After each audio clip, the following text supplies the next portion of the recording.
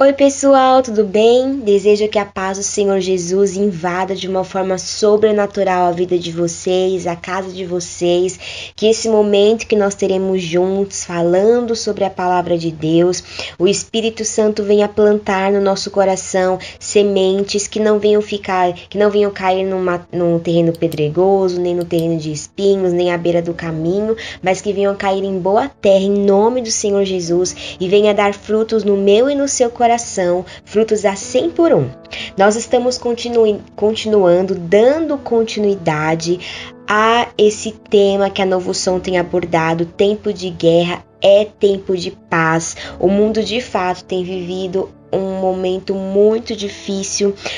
O mundo já era complicado, venhamos e convenhamos. Porém, com a pandemia ficou muito pior, né? Mas o Senhor Jesus, ele nos promete um tempo de paz. O Senhor Jesus nos promete paz, ainda que o mundo esteja vivendo guerra. Ele faz diferença entre aqueles que servem Ele e aqueles que não servem. Então, se nós ouvirmos o que o Espírito diz à igreja e dermos ouvidos ao que Ele está dizendo, correspondendo àquilo que Ele está dizendo, nós teremos paz. Esse é justamente o nome que significa Novo Som, o significado que tem por trás desse nome, né? Novo Som. Nós nos propomos a ser uma igreja, a juntos sermos uma igreja que para ouvir o que o Espírito Santo está dizendo, não mais baseados em uma teologia humanista, num pensamento secularizado, mas realmente baseados na palavra de Deus, pura e simples como ela é, e ouvir o que o Senhor está falando e transmitir aquilo. Então, hoje, dentro desse tema, tempo de guerra, tempo de paz, nós queremos trazer para você um aspecto a mais daquilo que nós temos ouvido o Senhor dizer, algo a mais que nós temos ouvido o Senhor dizer, para que possamos alcançar essa paz, mesmo em meio a esse tempo de guerra. Então, que nós possamos ouvir essa palavra e dar ouvidos a ela, ao que o Espírito Santo tem dito à sua igreja. Glória a Deus! Há um tempo atrás, eu assisti um filme muito interessante, eu não sei se você já assistiu, mas se você não assistiu, eu quero te deixar como indicação, tá bom? O nome do filme é O Conde de Monte Cristo. É um clássico aí, né? E sem dar aqui nenhum spoiler para aqueles que por acaso possam não ter assistido, eu quero dar uma breve sinopse para que nós possamos introduzir o nosso assunto dessa noite. O Conde de Monte Cristo conta a história de um jovem que chamava Edmond Dantes. Ele era pobre, ele tinha um amigo rico, só que esse amigo rico, ainda que fosse rico, ele tinha inveja de Edmond por causa que ele tinha uma namorada muito bonita, uma noiva muito bonita. Ele tinha inveja dele. Então, bem resumido, o amigo dele montou um complô para que Edmond fosse acusado de assassinato e traição. Então, Edmond, ele foi preso em é um filme épico, né? Então, eles tinham um castelo que ficava numa ilha bem isolada, e esse castelo era bem macabro. Imagina aquele castelo bem medieval, assim, e frio, escuro, e ele foi construído somente para servir como um presídio. Muito feio mesmo. E Edmond Dantes, ele foi preso nesse castelo. E ele ficou lá numa cela sozinho, numa solitária sozinho, durante 5 anos, apanhando, todos os anos ele apanhava no dia do aniversário dele, e comendo somente uma vez ao dia. Até que em determinado momento, após 5 anos de prisão, algo inusitado aconteceu. Ele estava ali naquele dia sem fazer nada novamente, né? Agachado na sua cela, de repente ele começa a perceber que o chão da cela começa a se mover. Ele fica assustado e se refugia-se no cantinho da cela e subitamente sobe daquele chão uma cabeça de um velhinho. E aquele velhinho sai daquele buraco e começa a falar com ele e diz que ele é um prisioneiro que já habita naquele presídio, naquele castelo que serve como presídio há 11 anos. E já faziam alguns anos que ele estava cavando um túnel para conseguir sair do castelo, um túnel que desce depois dos muros do castelo para que ele pudesse, através do mar, ir embora, fugir, né? Porém, ele errou alguns cálculos e acabou, ao invés do túnel dar no fim do castelo, depois dos muros do castelo, o túnel ele foi culminar ali na cela do Edmond.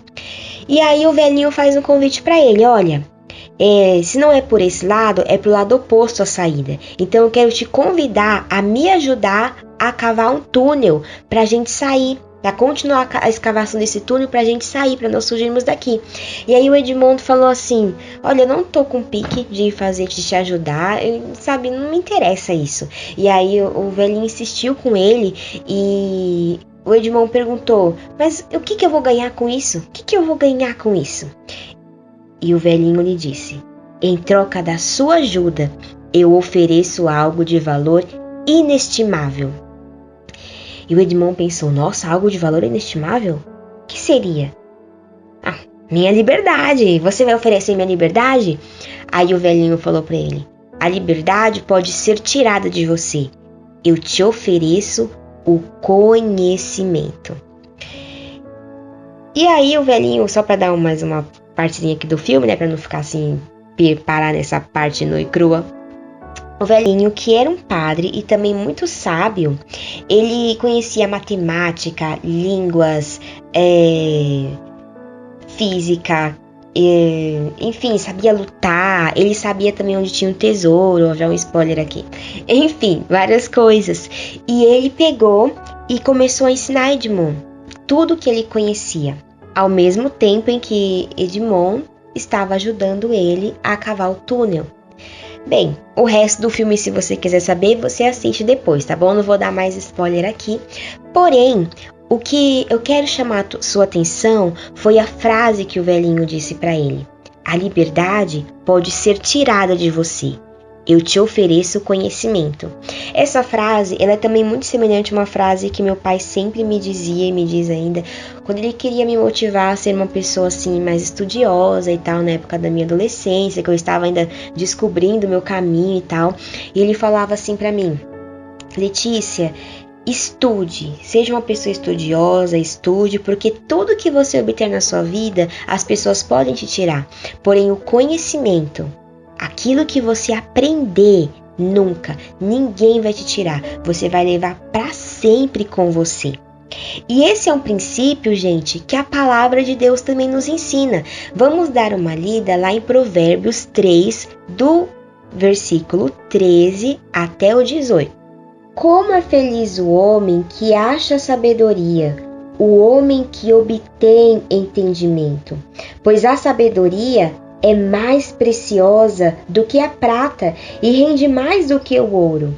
É mais preciosa do que rubis. Nada do que você possa desejar se compara a ela.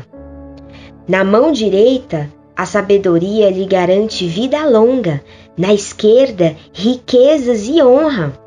Os caminhos da sabedoria são caminhos agradáveis e todas as suas veredas são paz. A sabedoria é árvore que dá vida a quem a abraça. Quem a ela se apega será abençoado.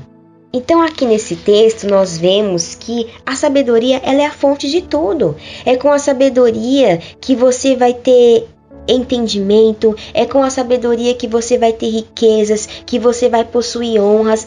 A sabedoria, ela é a fonte da vida. Mas se a sabedoria é tão importante, aonde eu posso encontrá-la?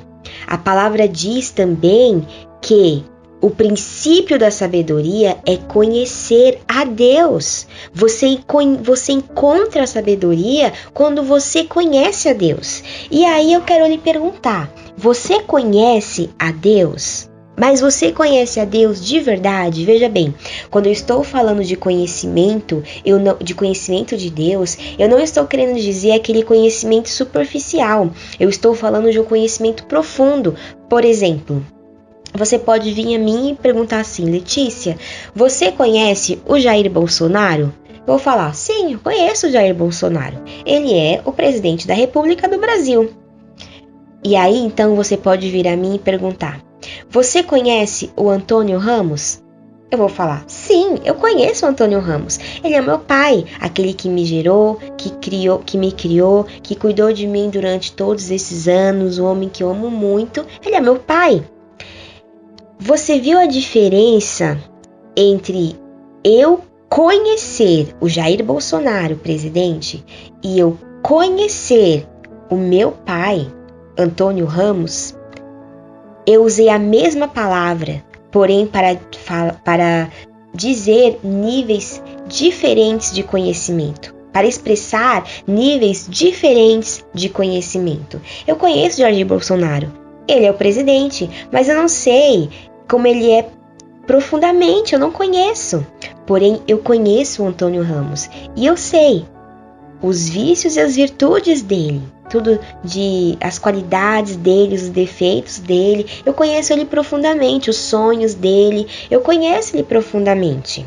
E agora, com essa breve explicação, eu volto a lhe fazer essa pergunta: você conhece Deus no mesmo nível que você conhece a pessoa que você mais ama nessa terra? Ou talvez você conhece ele como você conhece alguém distante, como é o presidente, por exemplo, para nós. Algumas semanas atrás, eu trouxe aqui uma palavra baseada em João 17,3, né? Eu expliquei para vocês que nós estamos meditando, eu tenho meditado bastante nesse texto durante essa pandemia. E vamos ver lá novamente o que o texto diz. João 17,3. E a vida eterna é essa, que te conheçam a ti, o único Deus verdadeiro, e a Jesus Cristo, a quem enviaste. Nas outras pregações, nas outras conversas que eu tive com vocês, em que nós abordamos o tema sobre idolatria, como podemos ter falsos deuses habitando dentro do nosso coração, sem nem saber as pequenas coisas, como elas são importantes para Deus, nós isolamos a parte do versículo de João 17,3 do único Deus verdadeiro, né? Pegamos essa parte, único Deus verdadeiro, e trabalhamos ela. Quem é o único Deus verdadeiro? Porém, a partir dessa pregação e outras oportunidades que nós teremos ainda de conversar em outros dias, eu vou conversar com você, falar com você sobre a parte de Jesus Cristo a quem enviaste. Trabalhar a pessoa de Jesus Cristo. Você sabe quem é Jesus? Você sabe a importância de conhecer de fato a Jesus? Isso é muito importante, gente, pois o modo como conhecemos Jesus, como nós vemos Jesus, molda toda a nossa vida. E isso é uma prerrogativa importantíssima para que você possa ter paz, ainda em meio a um tempo de guerra. É importantíssimo que você conheça quem é Jesus. E aí nós entramos então no tema da nossa pregação de hoje, o título, na verdade, da nossa pregação, né, que é Cosmovisão. Eu quero dar uma base hoje para você, para os nossos futuros encontros, em que nós falaremos mais profundo sobre quem é Jesus. Eu quero dar uma base assim bem sólida para você, para que você possa já ir refletindo aí na sua casa durante esses próximos dias. Sobre cosmovisão, especificamente sobre cosmovisão bíblica. Mas calma aí, talvez você fale: Letícia, cosmovisão, nunca ouvi essa palavra. Não tem problema, nós vamos explicar tudo aqui hoje, tá bom? Porém, vamos ler primeiramente o texto de Mateus, capítulo 24, versículo do 3 até o 5. Tendo Jesus se assentado no Monte das Oliveiras, os discípulos dirigiram-se a ele em particular e disseram: Dize-nos, quando acontecerão essas coisas? E qual será o sinal da sua vinda e do fim dos tempos? Jesus respondeu: Cuidado, que ninguém os engane, pois muitos virão em meu nome dizendo: Eu sou Cristo, e enganarão a muitos. Jesus, ele nos disse que o primeiro sinal do fim dos tempos será um engano mundial sobre a Trindade, sobre quem é Deus, sobre quem é Jesus, sobre quem é o Espírito Santo, mas especificamente sobre quem é Jesus, o espírito do anticristo. Cristo. Jesus também nos diz que a plenitude da justiça e a maldade crescerão lado a lado até a sua volta. Vamos ver Mateus 13:30. Deixem que cresçam juntos até a colheita. Então direi aos encarregados da colheita: juntem primeiro o joio e amarrem-no em feixes para ser queimado. Depois juntem o trigo e guardem-no no meu celeiro. Aqui Jesus determinou que até a sua segunda vinda, quando ele retornar novamente para nos buscar, o bom e o mal crescerão lado a lado, junto. Ele não vai fazer com que o bem resplandeça mais e o mal menos, não.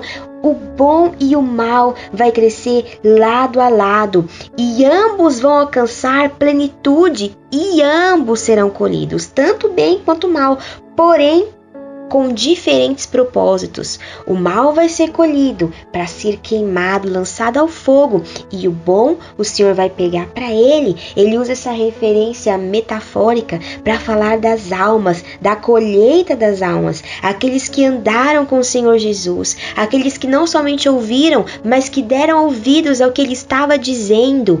Esses serão o trigo e vai ser colhido para ele, para ser levado com ele, mas aqueles que não fizeram isso serão colhidos também para serem lançados ao fogo. Então, gente, o bem e o mal vai estar aí e nós precisamos conhecer o nosso Cristo. Ao considerarmos esse conceito de cosmovisão é a maneira que você vê o mundo. Cosmovisão, a palavra cosmo vem do grego cosmos. A origem etimológica dessa palavra cosmovisão vem do grego cosmos, que significa mundo, universo. E visão, tá no português aí. Então é a visão de mundo, a forma que você vê o mundo. Ao considerarmos esse conceito de cosmovisão, nós nos deparamos com a realidade da condição do nosso coração. Nós somos muito vulneráveis ao engano, não pense que não, somos muito vulneráveis ao engano. E a menos que vivamos uma vida baseada na Bíblia, tendo uma visão de mundo bíblica, com base na Bíblia e cheia do Espírito Santo, nós seremos enganados. Essa visão de mundo é a cosmovisão bíblica. Jesus, ele tinha uma cosmovisão muito simples, porque o reino dos céus é simples. E ele procurou transmitir a nós, os seus discípulos, a cosmovisão do reino. E qual era a cosmovisão do reino? Sua cosmovisão era de natureza espiritual, mas que se manifestava pela fé na terra. E nós vamos ver aqui o resumo dessa cosmovisão de Jesus em Marcos 12, do 29 até o 31. Respondeu Jesus: o mais importante é este: ouça, ó Israel, o Senhor, o nosso Deus, o Senhor é o único Senhor. Ame o Senhor, o seu Deus, de todo o seu coração, de toda a sua alma, de todo o seu entendimento e de todas as suas forças. O segundo é este: ame o seu próximo como a si mesmo. Não existe mandamento maior do que este. Então, na cosmovisão de Deus, a maneira que Deus vê o mundo, que Deus vê a realidade, é uma maneira baseada nesse texto. Você tem que basear a sua vida nesse texto, em amar a Deus acima de todas as coisas, com toda a sua força, com todo o seu entendimento, com todo o seu coração, com todo o seu ser, e amar o próximo como você ama a si mesmo. Mas especificamente, o que é cosmovisão? Como vamos deixar esse conceito mais claro para nós? Uma cosmovisão, ela é a moldura a partir da qual nós vemos a realidade. É um óculos, que é como um óculos que nós colocamos e nós conseguimos enxergar a realidade. É uma moldura, como um óculos, que nós enxergamos a realidade e damos sentido à vida e ao mundo ao nosso redor.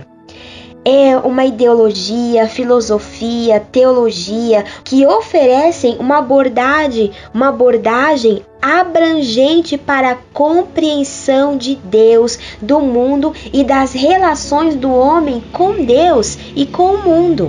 Um exemplo prático aqui que eu posso te dar é uma criança, por exemplo, de 2 anos que ela acredita que é o centro do mundo. Uma criança de 2 anos, ela acredita que não existe mais nada além dela, né? Então ela chora, tem tudo na mão, tal. Ela acredita que ela é o centro do mundo, é a cosmovisão daquela criancinha. Para uma pessoa humanista secular, ela acredita que o mundo material é tudo que existe. Não existe um Deus transcendente, não existe uma vida fora aqui dessa terra, não existe vida depois da morte. É somente isso aqui, é o que a gente tem para hoje. Nós somos seres sociais que trabalham e quando morreu acabou, sabe? Então vamos aproveitar até o máximo. Essa é uma visão secular humanista. Já um budista, ele acredita que ele pode se libertar de todo sofrimento a partir da autopurificação. Então, são maneiras diferentes de se ver o mundo, são cosmovisões distintas. A maneira que você vê o mundo, a maneira que é a sua cosmovisão, o óculos que você coloca para ver o mundo vai moldar completamente a sua vida, vai moldar completamente a forma com que você age, vai moldar as suas atitudes. A maneira que, preste muita atenção nisso, a maneira que você vê o mundo molda as suas atitudes e as suas atitudes moldam a sua vida. Porque tudo que a gente faz tem consequência. Se nós tivermos atitudes boas, teremos boas consequências. Paz, mesmo em meio à guerra. Mas se nós tivermos atitudes ruins, teremos consequências ruins. Guerra em meio à guerra. Certo? Gente, consciente ou inconscientemente, mesmo você sem perceber, cada pessoa tem uma cosmovisão. Você tem uma. Eu tenho uma. O seu vizinho tem uma, o seu cônjuge tem uma, todos nós temos. Uma cosmovisão pessoal é a combinação de tudo que você acredita ser verdade. E aquilo em que você acredita que é verdade torna-se a sua força motriz por trás de cada emoção. Então, se você acredita que em uma mentira, você acredita que aquela mentira é verdade, as suas emoções serão baseadas em uma mentira. Se você acredita que aquela mentira é verdade, as suas decisões serão baseadas em uma mentira, você pensando que é verdade, mas vai ser baseado em uma mentira. Se você acredita que uma mentira é verdade, as suas ações serão baseadas em uma mentira. Portanto, ela afeta a sua resposta em cada área da sua vida. A sua cosmovisão afeta diretamente a sua resposta em cada área da sua vida, da filosofia à ciência, da teologia à economia, direito, política, arte e ordem social, família, relacionamentos, enfim, tudo. A cosmovisão influencia todos os âmbitos da sua vida. Veja como é importante você enxergar a realidade. Eu pergunto, você tem enxergado a realidade? Não apenas um aspecto da realidade, porque muitas vezes nós abstraímos, nós isolamos uma parte da realidade e nós colocamos ela como realidade suprema. Não, eu estou falando, você tem conhecido e visto a realidade. Jesus, que é a verdade. Ele é a verdade. A verdade não é uma opinião, não é o que você acha, não é o que eu acho. Esse é o pensamento muito de hoje em dia, né? Ah, essa é a sua opinião. É a sua opinião. Para mim as coisas são assim, para você são assado. Não, gente. Não, a verdade não é uma questão de opinião, querido.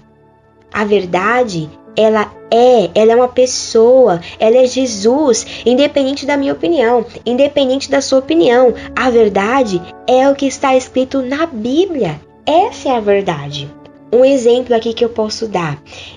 Vamos supor que você acredita na verdade relativa, secular, né? Que nós temos por aí, que a beleza está nos olhos de quem vê. Você já ouviu essa frase? Ah, a beleza está nos olhos de quem vê, né? A gente fala muito. Mas em oposição à beleza como definida pela pureza e criatividade de Deus. Né? Para Deus a beleza ela é definida pela pureza e criatividade de Deus. Essa é a verdade absoluta, independente da nossa opinião. Mas se você tiver uma visão de mundo, uma cosmovisão de que a beleza ela está nos olhos de quem vê, Então, qualquer obra de arte, não importa o quão vulgar ou abstrata ela possa ser, ela pode ser considerada, entre aspas, arte. Uma criação de beleza. Mesmo a pornografia se torna uma forma de contemplar beleza, então, já que a beleza está nos olhos de quem vê. Não, isso é arte. Isso aconteceu, inclusive, com uma conhecida minha, que ela cresceu na igreja. E quando ela estava na juventude, seus 18, 20 anos, ela foi fazer faculdade e foi estudar publicidade. E aí ela aprendeu lá na faculdade que existe o nu artístico, né? E o professor pediu para fazer um trabalho, ela tinha que tirar umas fotos sensuais para esse trabalho da faculdade. E ela tirou várias fotos sensuais e postou no Orkut, né? Porque era a época do Orkut, gente. Ela postou no Orkut, ela dançava na igreja dela, né? E o pastor viu as fotos, porque os líderes sempre estão bisbilhotando as nossas contas de internet, Instagram, Facebook, já fica ligado. Então, ele viu lá as fotos, né? E aí ele chamou ela para conversar e ela não aceitou ser repreendida. Ela não aceitou a exortação pastoral porque ela já tinha uma cosmovisão deturpada, já não era mais bíblica. Ela acreditava que aquilo era uma forma de arte, era um nu artístico. Entende? Então, a cosmovisão que ela absorveu na universidade moldou a atitude dela. Não mais uma vida assim, né? Ela era uma dançarina da igreja, uma pessoa com pensamentos mais fundamentalistas, mais tradicionais, mais família, né? Ela jogou essa cosmovisão no lixo e ela absorveu uma cosmovisão secular, acreditando agora que a beleza é algo relativo, né? Aquilo para ela era algo belo. Você está conseguindo começar a captar o que é cosmovisão e como ela molda a nossa vida? Em resumo, gente, uma cosmovisão é o conjunto de crenças, valores e normas que uma pessoa acredita ser verdade sobre a vida, que impacta todas as esferas da sua existência humana. Aquilo que você acreditar ser verdade vai impactar todas as esferas da sua existência. Mas então, o que de fato é uma cosmovisão bíblica? Nós falamos agora sobre o que é cosmovisão, dei uma introdução assim básica para você entender o que é cosmovisão, mas o que é uma cosmovisão bíblica? Como ver o mundo da perspectiva de Deus? Uma cosmovisão bíblica é baseada na infalível palavra de Deus. Quando você crê que a Bíblia é inteiramente verdade, não uma verdade relativa, não há algumas partes da Bíblia são inspiradas, outras não. Não, tá errado. A Bíblia é inteiramente verdade. Então você permite que ela seja o fundamento de tudo o que você diz e faz. Antes de você tomar uma atitude, peraí, eu tô na universidade, o professor falou que tem no artístico. Cara, eu vou lá ver na Bíblia e vejo que isso é uma mentira. Me deu vontade de falar um palavrão. Não tem nada a ver, né? Tem nada a ver, segundo o pensamento secular, tem nada a ver. Mas para Deus eu aprendi que eu não posso falar palavras torpes. Então, cara, isso é uma mentira, eu não vou falar. Então, eu tô moldando a minha vida a partir de uma ótica bíblica. Eu vou tomar atitudes com base numa ótica bíblica. Porque a Bíblia inteira, ela é inspirada. 2 Timóteo 3, do 16 ao 17, diz que toda a escritura ela é divinamente inspirada e ela é proveitosa para ensinar, para redarguir, para corrigir, para instruir na justiça. A Bíblia, ela tem que ser a nossa força motriz, ela tem que ser a nossa base. Uma pessoa que tem uma cosmovisão bíblica, ela crê que a sua razão de existência primária é amar e servir a Deus. Ter uma cosmovisão bíblica é ser discípulo de Jesus e de seus ensinamentos, como nós lemos há pouco em Marcos, que Jesus falou sobre o grande primeiro mandamento, que é amar a Deus acima de todas as coisas, com todas as nossas forças, e o próximo como a si mesmo. Uma cosmovisão bíblica é baseada nisso. Eu vou amar a Deus com todas as minhas forças, com todo o meu entendimento, com toda a alma, com todo o coração. Então, se eu amo Ele assim, eu vou tomar atitudes na minha vida que honrem e glorifiquem o meu Deus. Eu vou ver o mundo, eu vou ver as situações com os óculos de Deus. Mas veja bem, uma cosmovisão bíblica, ela pode ser diluída. Não pense que é porque você está na igreja que você pode não perder essa cosmovisão bíblica genuína, sabe? E é aqui que está o grande problema. É aqui que está o grande problema. Ideias de cosmovisão não bíblicas, infelizmente, elas não ficam guardadas em livros em algum lugar esperando que as pessoas as examinem.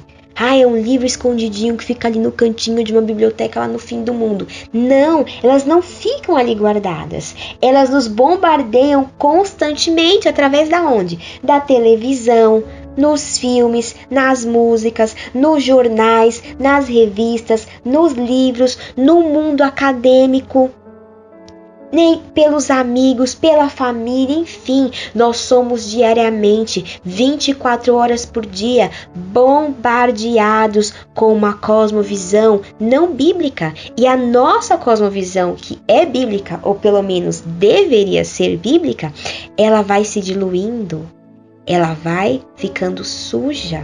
E porque aqui nós vivemos em um mundo egoísta, caído, essas ideias, elas atraem os desejos da nossa carne de uma forma sedutora.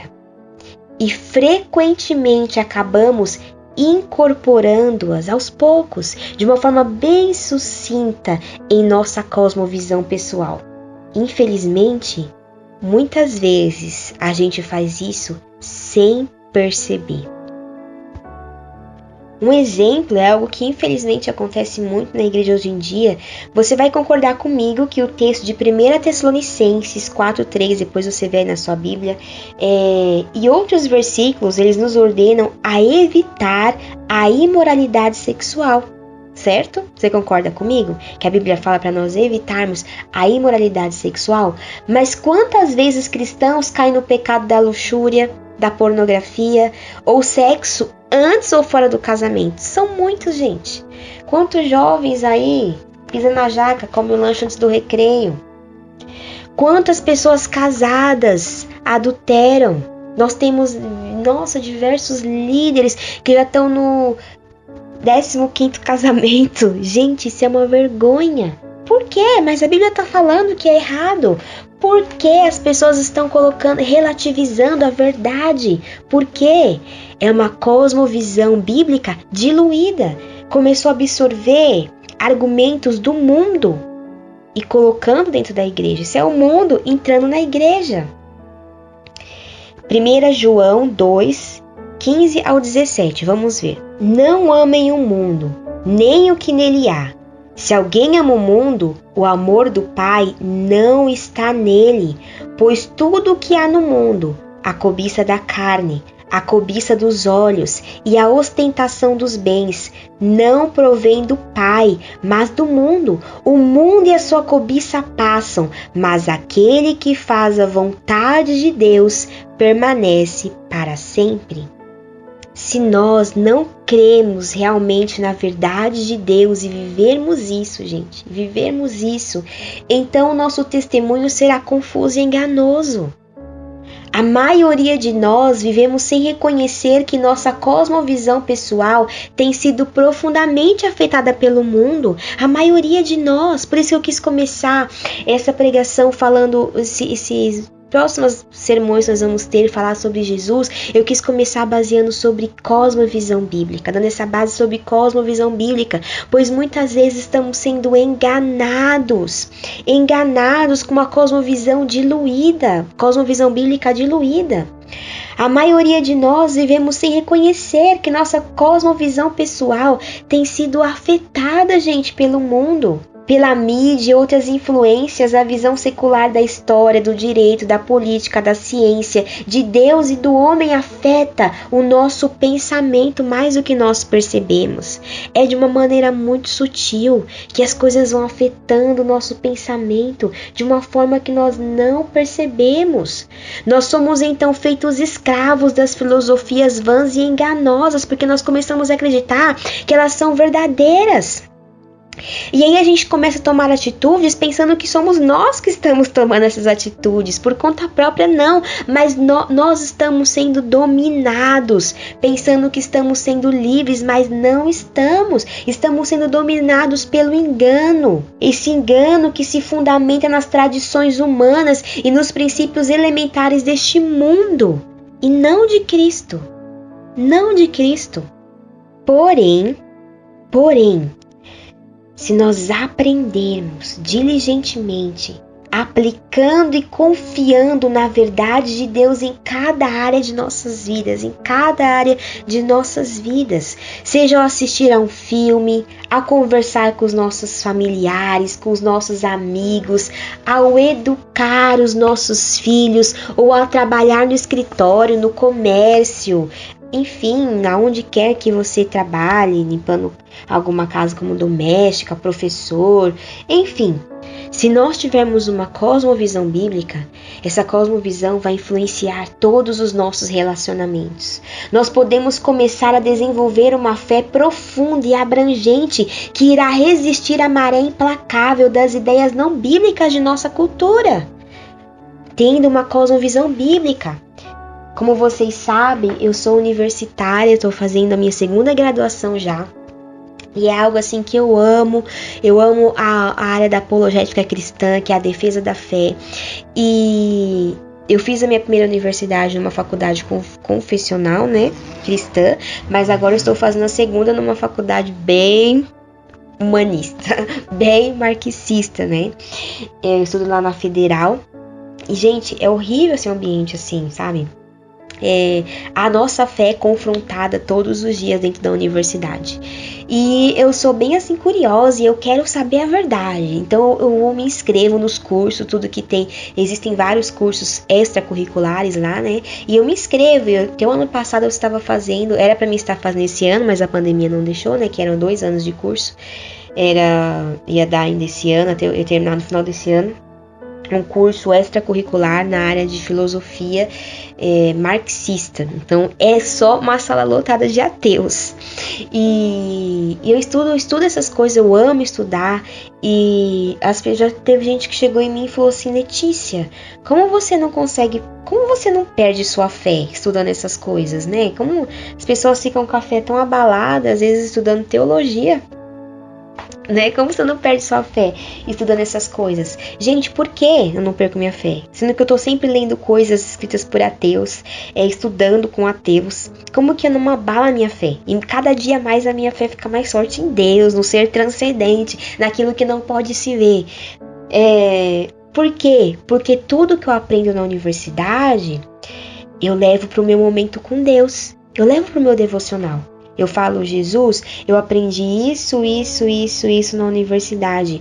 O que é verdade e o que é mentira? Porque a verdade, gente, não é algo. Eu falei ter isso numa devocional da YouVersion que nós estamos fazendo, né? Aí tem, já fica a dica aí para vocês entrarem, quem não entrou ainda, para fazer. É muito legal esses devocionais falando sobre medo e ansiedade. E teve um dia que eu escrevi, né, o comentário, eu escrevi lá sobre que a verdade, o conhecimento não é algo, não é uma questão de opinião, é alguém. Então, independente se um ateu tá falando que Deus não existe, que tudo que existe é só matéria, bibibi, babá, a verdade não é algo, não é opinião. Posso falar, é a sua opinião. Não é. Ou um ateu pode me falar, é a sua opinião, Letícia. Não é. A verdade não é uma questão de opinião. A verdade é Jesus. A verdade é Jesus. E ele se estabelece, ele vai voltar. E todos aqueles, quer sejam os que acreditam nele ou os que não acreditam nele, todos terão que se prostrar diante da verdade. Ele é a verdade. E assim também você pode aplicar na sua vida. Eu falei na minha vida de universitária, como eu não permito que essa cosmovisão humanista molde o meu modo de ver o mundo, o meu modo de existência nesse mundo, né? E assim você pode aplicar isso no seu trabalho. Como que você é bombardeado no seu trabalho? Como que você é bombardeado quando você está assistindo o filme, para você saber selecionar quais filmes você vai consumir ou não, quais músicas você vai consumir ou não, quais relacionamentos você vai estar envolvido ou não. qual trabalho você vai estar ou não, porque às vezes por causa da nossa fé se faz necessário abrir mão até de um emprego, se o emprego vai exigir de você que você age de uma forma que não agrada ao Senhor. Extorquindo outras pessoas, por exemplo, existem empregos que exigem isso, que você minta para o cliente, coisas assim. Enfim, se você não tiver uma cosmovisão bíblica, você vai aceitar isso de boa, só que você vai colher os frutos disso lá na frente. Porém, se você tiver uma cosmovisão bíblica, você vai moldar a sua vida com base naquilo que a palavra diz. Se nós captarmos e adotarmos mais da cosmovisão de Deus e confiarmos nela com fé inabalável, então nós começaremos a tomar decisões corretas como igreja, como indivíduos, como família, como igreja, e a formular respostas apropriadas para questões sobre o aborto, por exemplo, sobre o casamento homossexual, sobre o adultério, promiscuidade sexual e até sobre certas escolhas da mídia. Que nós escolhemos, como eu falei, filmes, músicas, arte, enfim, porque no final são nossas decisões e ações que revelam aquilo que acreditamos. Não é aquilo que nós falamos, gente, que nós acreditamos, mas são as nossas decisões e ações que revelam que de fato nós acreditamos, no que de fato o nosso coração tem compromisso. Romanos 12:2 é um texto que o Lucas T cita bastante, né? Sobre não nos conformarmos com esse mundo. Vamos refrescar nossa memória, ver o que ele está escrito. Não se amoldem ao padrão deste mundo, mas transformem-se pela renovação da sua mente, para que sejam capazes de experimentar e comprovar a boa, agradável e perfeita vontade de Deus. Então esse texto, gente, ele está falando de cosmovisão. Não se moldar aos padrões desse mundo, não coloque os óculos desse mundo, mas deixe a sua mente ser renovada pela renovação do seu entendimento. Leia a Bíblia, leia as Escrituras, para que você possa experimentar qual seja a boa, agradável e a perfeita vontade de Deus. Não uma vontade relativizada, um pouco da vontade de Deus, uma cosmovisão bíblica diluída, não, mas uma cosmovisão bíblica integral. Nossa prioridade no ministério da família deveria ser apresentar para as pessoas o autor da família. Ele é a grande esperança para as famílias saudáveis e prósperas. Nós acreditamos que os pais devem desejar ensinar seus filhos sobre como seguir humildemente os ensinamentos de Jesus em casa e na comunidade. Aí papai e mamãe, ensine, aproveite esse momento de pandemia, não somente durante a pandemia que vai acabar logo em nome de Jesus, mas depois que isso tudo acabar, passe tempo com seus filhos, ensinando eles a obedecer o livro, a ler a Bíblia, a meditar na Bíblia de dia e de noite. Passe tempo com eles. Ensine os adolescentes, veja quais caminhos. Será que eles já não estão absorvendo uma cosmovisão mundana? Principalmente pais de adolescentes, converse com seus filhos, passe tempo com eles, tenha tempo de qualidade com eles e veja o que eles estão ouvindo, músicas que eles estão consumindo, o que eles estão vendo na rede social, de filmes, com quais pessoas eles estão andando, como eles estão sendo bem influenciados ou mal influenciados. Esse é o dever dos pais de fazer isso, de guiar os seus filhos, ensinar o menino no caminho que deve andar, para que quando ele cresça não se desvie dele. Um ponto que eu quero abrir aqui uma aspas e deixar com vocês, já encaminhando para o fim aqui da nossa reflexão, também que tem dentro da igreja principalmente, é entender a diferença entre religião e espiritualidade, que a gente poderia falar aqui sobre talvez pentecostalismo e uma forma de se viver o cristianismo um pouco mais tradicional, né? Em muitos aspectos, há um conflito violento dentro das igrejas nesse conceito que eu falei para vocês. existem muitos crentes, gente, muitos crentes que eles procuram escapar da fraqueza da, entre aspas, religião vazia, e eles oscilam para formas de espiritualidade que buscam satisfazer os seus desejos por Deus. Então eles acreditam assim, esse povo meio tradicional, que é muito mais o povo que lê a Bíblia, tal, que estuda a Bíblia, eles são muito vazios, e nós queremos viver uma espiritualidade mais rechonchuda, né, mais o xiricanta labanaias e as revelações, aquele poder de Deus. Esse é um lado, mas também tem outro lado. Assim também tem muitas pessoas que elas não curtem muito isso e elas rejeitam o que vem como práticas desrespeitosas e elas oscilam em direção ao tradicionalismo, a ortodoxia religiosa como seu caminho de fé. Então elas acham que não, esse negócio aí de xiricanta labanaias, revelação não é um caminho muito seguro, não. Então vamos ficar aqui na palavra, ser profundos na palavra. O problema com essa tensão de vai e volta, é que na realidade nós necessitamos de ambos e precisamos entender o lugar de ambos. É como um passarinho. Você vai perguntar para o passarinho, qual a sua asa mais importante? A asa da direita ou a asa da esquerda? O que ele vai te responder? Cara, eu preciso das duas asas. Se eu tiver somente uma asa, eu não saio do chão. Assim também é você, crente. Sou eu. Nós precisamos do poder da palavra, de nos aprofundar na palavra. Mas nós precisamos também do poder do Espírito Santo. Nós precisamos falar em línguas. Aí eu vejo cristão que já foi influenciado por uma ideologia humanista que fala que crente não precisa mais falar em línguas. Isso é uma ideologia humanista. Isso vem do mundo, é paganismo. Nós precisamos falar em línguas.